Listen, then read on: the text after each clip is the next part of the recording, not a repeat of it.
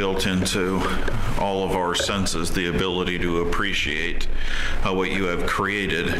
It tells us how good you are, and so I trust that day by day we would learn more of you and appreciate you greatly. And tonight, as we look at these festivals, give us a greater understanding of the background of the nation of Israel and how magnificently you moved in that nation and how magnificently you are working to build your church. In Jesus' name we pray. Amen. Last week we were talking about the Sabbath day, which is a weekly festival celebrated every 7 days, and how unique it was. And now we're going to bridge the gap to the annual festivals with monthly celebrations and some of the significance. And you'll see in a minute why it is important. If you think about the nation of Israel, when they go down into Egypt, into captivity, they are basically one family. Obviously, the older kids have started having kids, so there are some grandkids, but I can't remember. I should have looked it up, come to think of it. It says when they went down, they were like 40 souls or 60 souls. You remember? Anybody remember? I think it's 70, but I'm not sure. Could be it. And you think about the concept of what God is going to do and the way that we think he ought to do things. You would think that if he is going to have a chosen nation and they are going to have a special relationship with him, that from the very beginning there would be that special relationship that would continue to grow until they're this big mighty nation that is known the world over. But God's way of doing things are often different than our ways of doing things. And so he takes that family and moves them down into Egypt. And of course, while Joseph is alive, they are living in the land of Goshen, which is a great place to live in Egypt. And everything is great. But then when Joseph passes away and you have a new Pharaoh that comes on the scene and he doesn't know anything about that, you have the difficulty that ensues. What we don't think about oftentimes is how acclimated they would be to the life that they were in during that time period. 400 years, how many generations is that? I know sometimes people lived longer back then, but you get to the time of Israel and Egypt, and you don't have the 800 years like you have with Adam anymore. God limited their lifespan after the flood. But the Egyptian background is important because for 400 years they would have been celebrating the way their master celebrated. So they were working off of the 10-day week, which would mean that they would labor for 8 or 9 days, and then they would have a celebration for the weekend. And given the fact that they were slaves, they probably worked 9 days and had off 1. The reason I say they probably would have had off 1 is because probably no taskmasters would have wanted to be out there on the weekend. They would have been celebrating is probably the only reason they would have given it off for them. But the other two things that they would have picked up on is the new crescent day, or the new moon, which is actually day 2 of the lunar calendar, and the full moon day, which is day 15 of the lunar calendar. Now, I say all that to say there are similarities between what Israel and Egypt is doing. But when we really do, and we are going to get to the Passover, I know I've put this off a couple of times, but the more I dig into this, I see that there are a lot of significant things that God was doing to fundamentally change the way the nation of Israel thought, and you'll see that tonight. Israel and Egypt celebrated the moon phases. Almost everybody celebrated the moon phases back in that day. There are still some people who do celebrate the moon phases. But what he did is he took different functions and gave them different meanings. 10 days is a unit of measurement in the Bible. So that is something that they would have been familiar with and they would have picked up on in their Egyptian living for 400 years. In Genesis chapter 24 and verse 55, And her brother and her mother said, let the damsel abide with us a few days, at the least 10. After that she shall go. And you say, well, I don't understand why. Well, if you think about, this is going back to get Isaac's wife, and they're wanting her to stay. What they're asking her for here is a week. So you see the heathen thinking with the 10-day calendar compared to the 7-day calendar. They want another week to spend with her, because when she leaves and goes and becomes Isaac's wife, they're probably not seeing her much anymore, and they full well understand that. Turn to Leviticus chapter 16 in verse 29.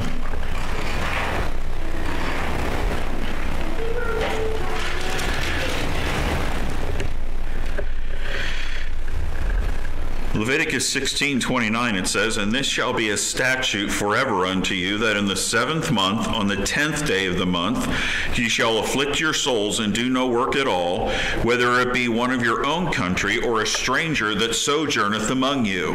Now, last week we alluded to the fact that this is the Day of Atonement. And when we look at the Day of Atonement, bigger and broader, one of the things that you're going to see is, because this happened on a 10th day, the pagans would have been celebrating. That would have been a time of joy. That would have been a time of eating. That would have been a time of drinking.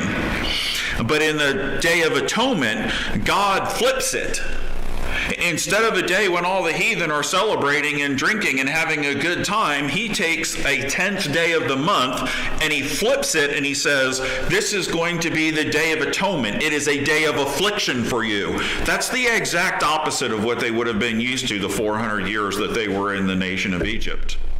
And so what he's doing here is he's taking the calendar that they were familiar with in Egypt, and to a certain extent, from time to time throughout the Old Testament, we have references to this 10-day week, because don't forget, they're still interacting with the rest of the world.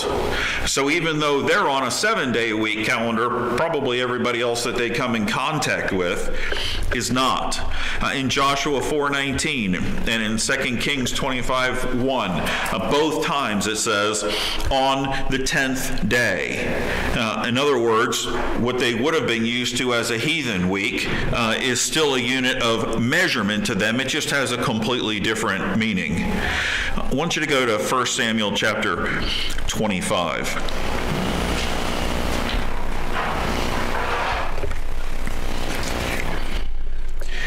1 Samuel chapter 25, verses 37 and 38.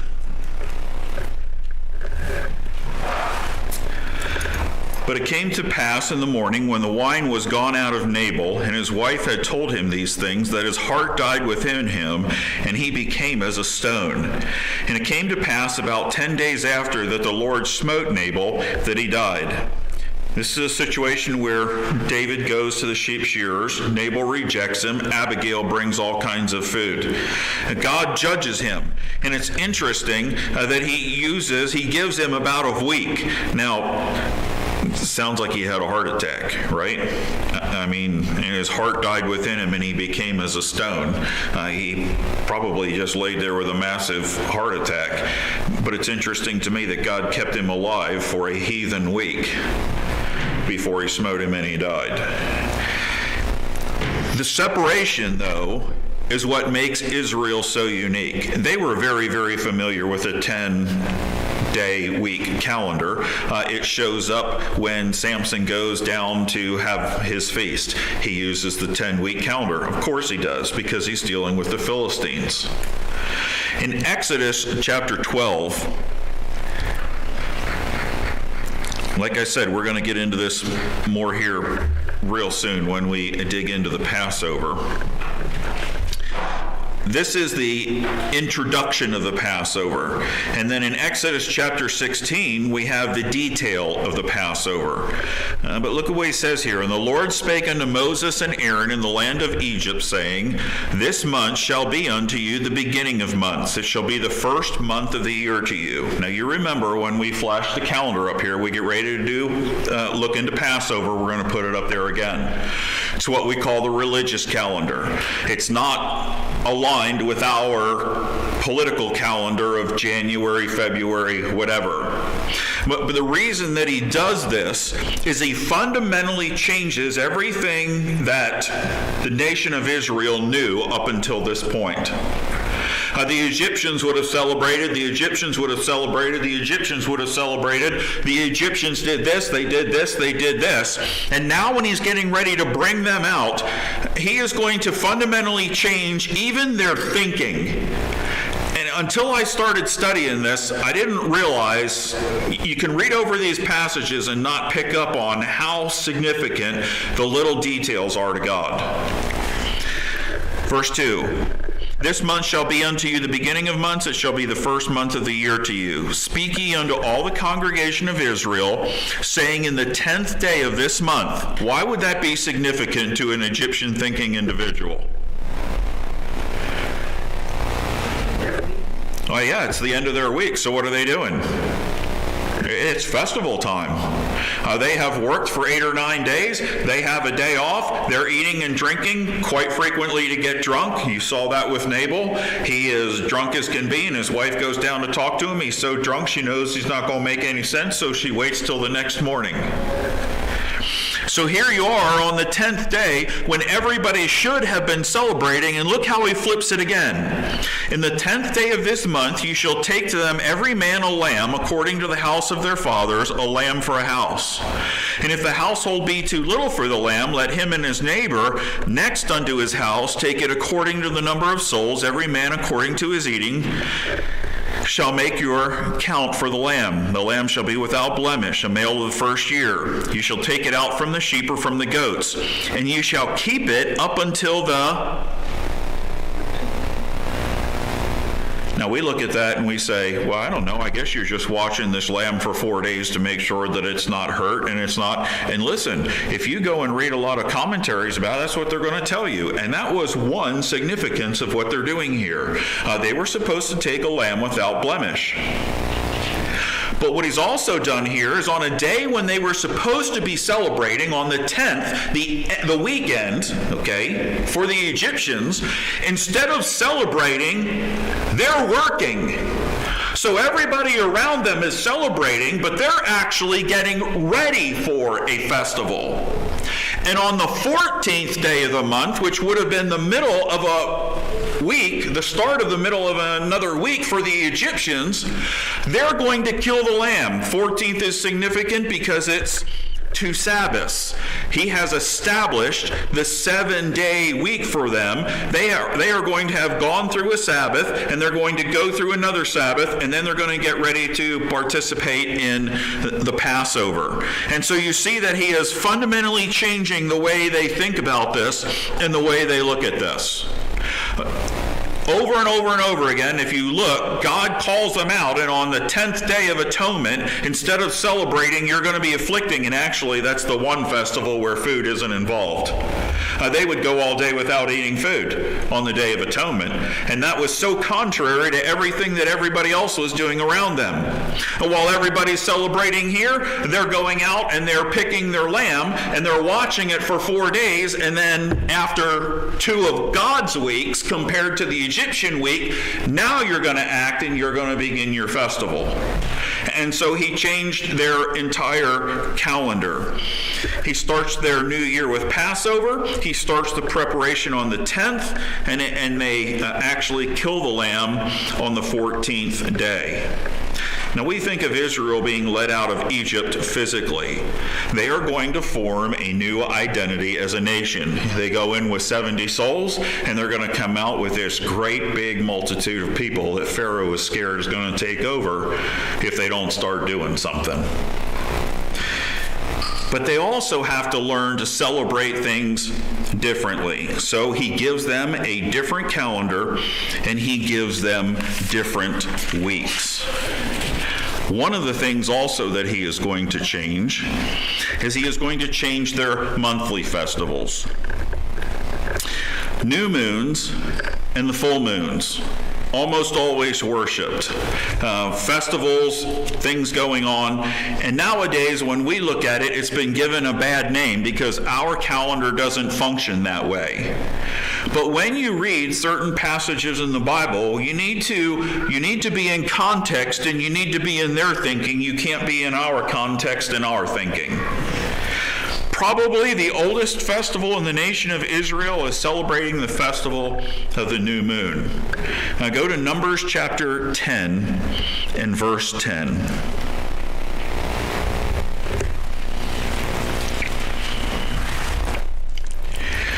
Notice as we read this how he lumps the different names for their festivals together. Also in the day of your gladness, and in your solemn days, and in the beginning of your months, that's a new moon, ye shall blow with the trumpets over your burnt offerings and over the sacrifices of your peace offerings, that they may be to you for a memorial before your God. I am the Lord your God. Okay, so he's telling them, he doesn't say, well, I know that in Egypt you worship the new moon and the full moon, because that's what all the Egyptians did.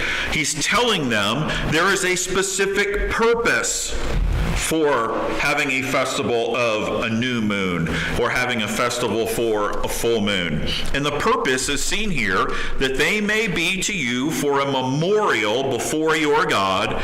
I am the Lord your God. What he is doing here, he is saying everything has a purpose, and so does this festival. Now, let me run you back mentally to Genesis chapter 1 and verse 14. We looked at it last week. God says the sun, moon, and the stars are there for what purpose? Signs and times and seasons. Okay? We'll talk about that a little bit in just a second.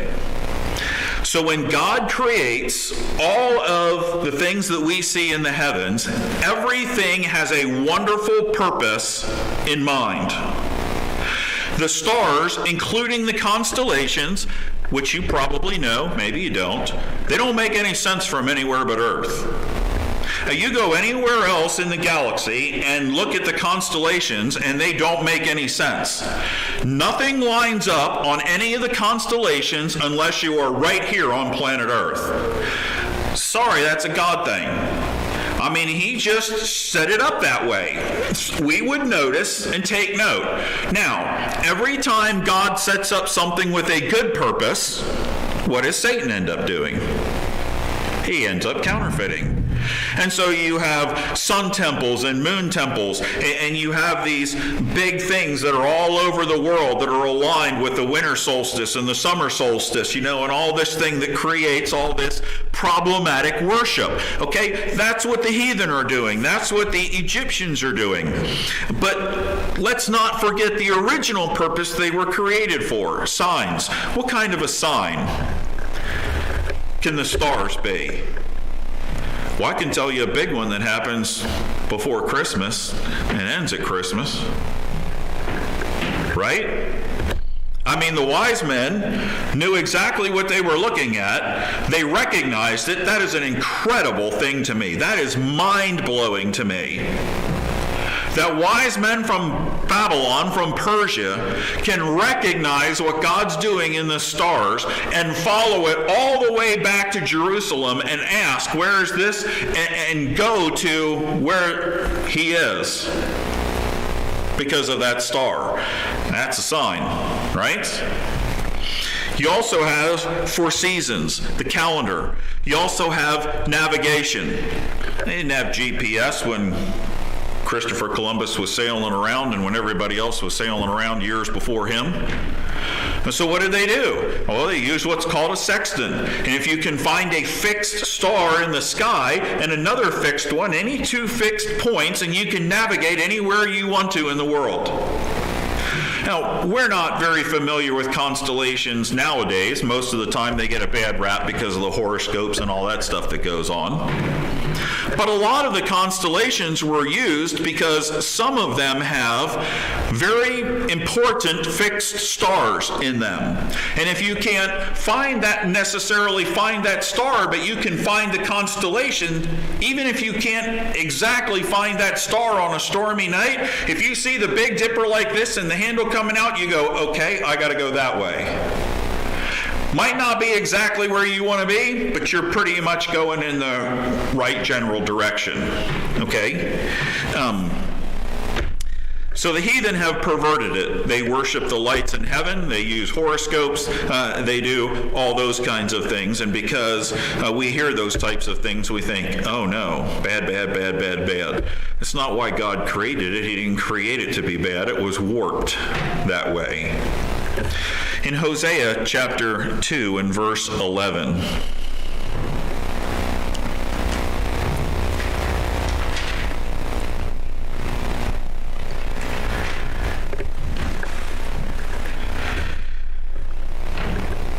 he uses the phrase here as if they have been doing it regularly and for a long time.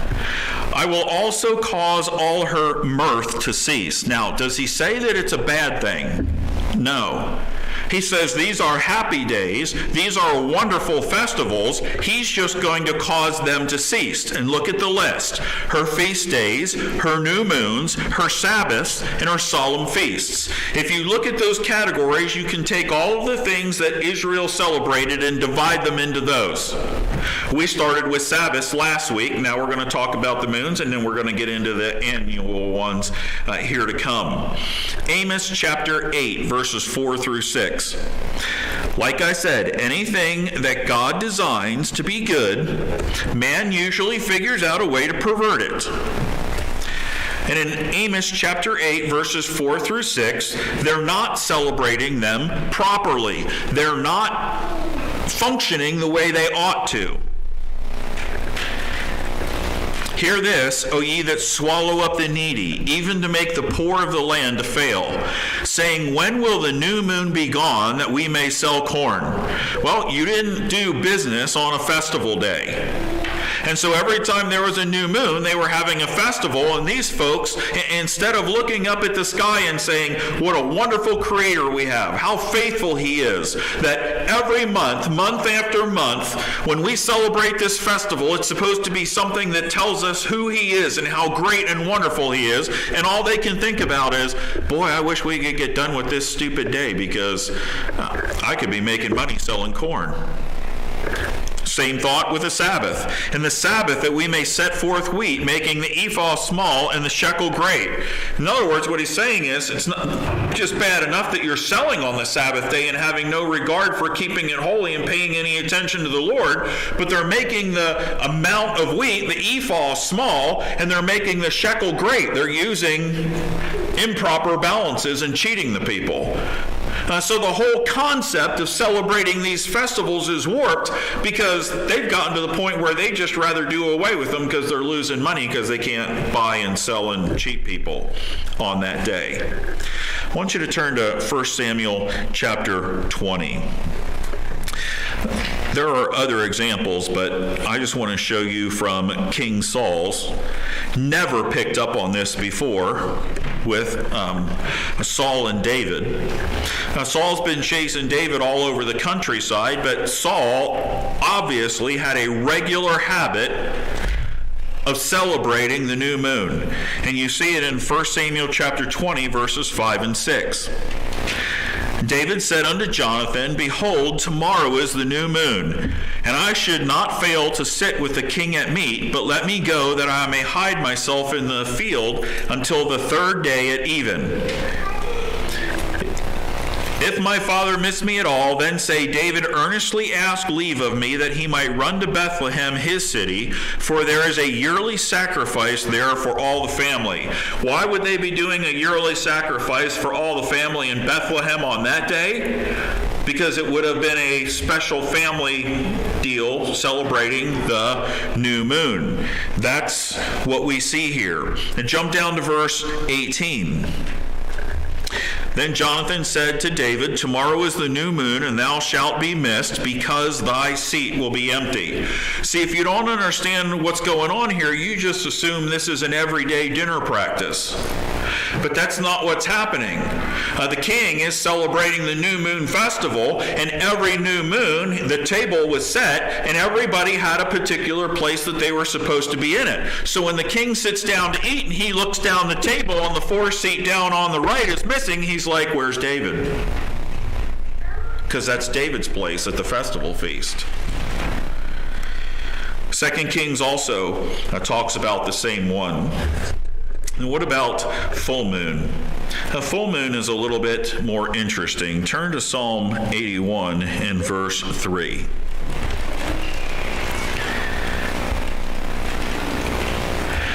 There are quite a few mentions in the Old Testament of the new moon, but I only found 2 mentions in the Old Testament of the full moon.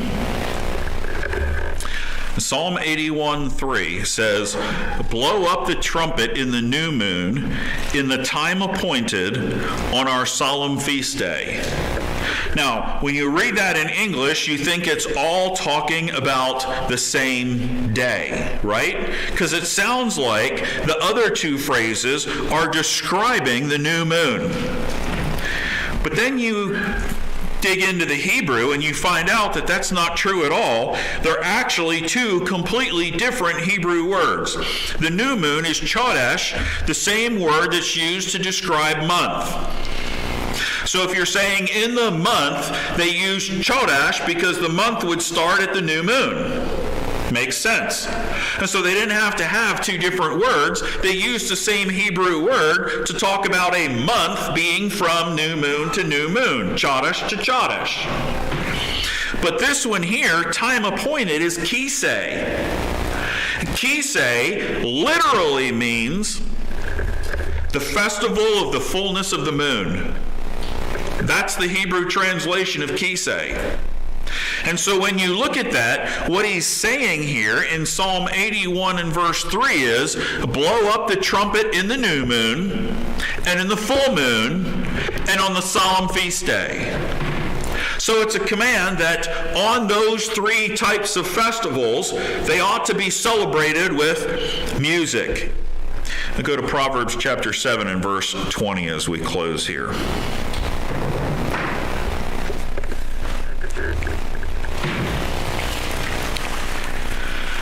This is the only other mention that I could find of this particular conjugation of kisei. In Proverbs 7 and verse 20, "He hath taken a bag of money with him, and will come home at the day appointed." Now, I don't know about you, but when I read that, I think, okay, this guy's gone on a business trip, and he said he'd be back on Thursday, and that's when he plans to be back. He plans to be back on Thursday. It's not at all what the verse is saying.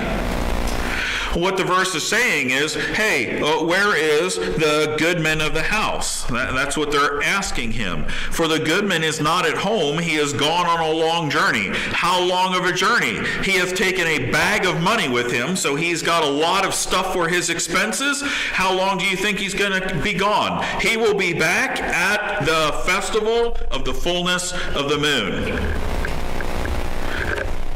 That could be as little as 15 days, but it could be as long as 29. So if they just finished the festival of the full moon, then he would be gone an entire month. And so it's very important. I'm beginning to understand some pretty unique significances that when God called the nation of Israel out of Egypt, it was far more than what we think of when he just worked the plagues, marched them out, sent them through the Red Sea, gave them the law, sent them on. He literally wanted to change all of their thinking about how they had lived for the last 400 years. You are physically not in this place, and what he's basically saying is you're mentally not in this place either. You are not going to function like an Egyptian in the promised land. You're not going to function like an Egyptian when you're wandering in the wilderness. And it's interesting that in their most rebellious times in the wilderness, what phrase keeps coming up over and over and over again? Wish we had leeks and melons like we had in. Did you bring us out here to die in this wilderness? We could have done that in. So for 40 years, while they are wandering around and all of the rebellious people that wouldn't cross the Jordan River are dying off, the entire process is purifying them from the thinking of an Egyptian. You are going to cross over, and by the way, they're going to cross the Jordan River in time of flood. I mean, come on. If I'm going to cross the Jordan River, I want to go. I jumped across the Allegheny River one time. I think I jumped the Susquehanna too. It wasn't that hard because my grandfather took me up to where it was about that big and you just whoop, right across. But I can still say I jumped the Allegheny River, right? Because it's the Allegheny River. God leads them up to the Jordan, and it's flooded over its banks. I mean, if it seemed impossible the first time he led them there, what's he trying to teach them now? Worshipping the moon, worshiping the sun, worshiping cats, worshiping frogs, worshiping all these other things that happen in Egypt isn't getting it done, folks. If I have not proven to you who I am yet. And as soon as the sole of their foot touched the water, whoosh, dry ground. And when they pass over, he has them stack 12 stones up in such a way that for years and years and years after, little kids could run by and say, "Dad, what's it mean?" See, it wasn't a festival. The other thing that attracted their attention and told them something important were monuments, memories. And of course, it doesn't take them long before they're perverting the Sabbath, and they're perverting the new moon, and they're perverting the full moon, and they're perverting their feast days as well. It's not what it was. Everything was designed to draw their attention to who God was and what he had done for them. We'll see that more when we get to Passover. I know you think I'm lying that we're never getting there.